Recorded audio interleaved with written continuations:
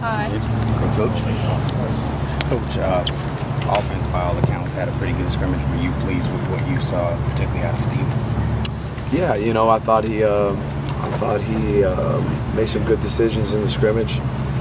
He was a great leader on the sideline. So you know, there's other little things that I look for also during the scrimmage, just to get us into the right plays and stuff like that. I thought he did that pretty well. When those guys, when Steven and Duke, when something goes wrong, I know this is your first year, but you know, on the field or in the middle of play, how are they similar? Do they kind of let it go, or what their temperament and stuff? Yeah, you know? Steven's a little more fiery. Duke's a little more laid back, and you know, he's younger, so he comes over and listens and wants to know why things ended up going the way it went on a particular play. Okay.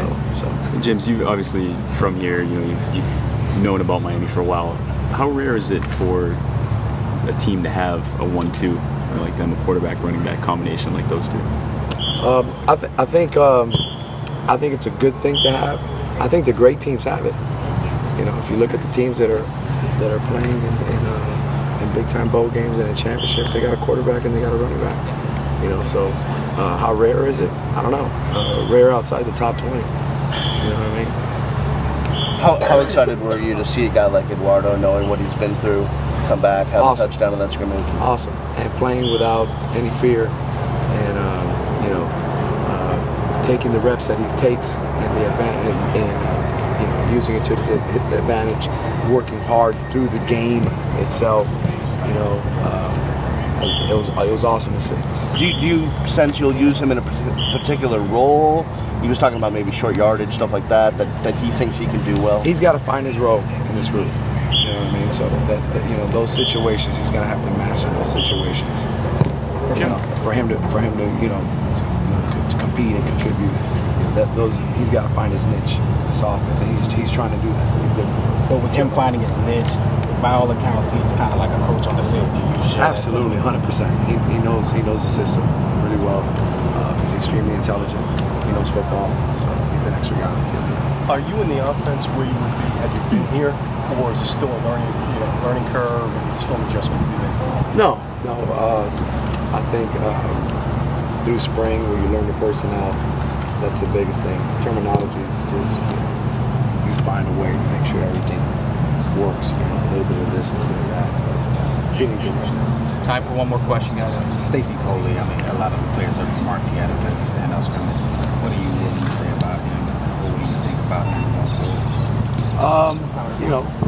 He's a young guy who's got to continue to push. He has to continue to work hard, and he's not scared to go in and play. When the ball's thrown to him, he catches it. So, but just learning, with our style of offense, just learning the whole process. That he's part of a concept. He's not the entire concept. And if the read goes to him, obviously he needs to be where he needs to be at. Those are the things you work with all young guys at this time. Do you work especially hard with guys that are kind of stars? Guys that came out of high school that are, right? Know they're stars or whatever. Yeah. If you know what I mean. Hopefully your whole class is at. You know what I mean? In the top 20. I understand what you're saying. So you understand that when they come in, the adjustment they have to make to be part of those concepts. So, you jab at them in meetings, but then you bring them over to the side, and you love them up, and then you put them back on the field, and you rip them a little bit, and then eventually they're like, okay, this isn't recruiting anymore, but I'm just joking, but eventually they're like, okay, I understand, I'm one of the guys, and that's what it is, everybody's one of the guys. There isn't anybody above anybody else.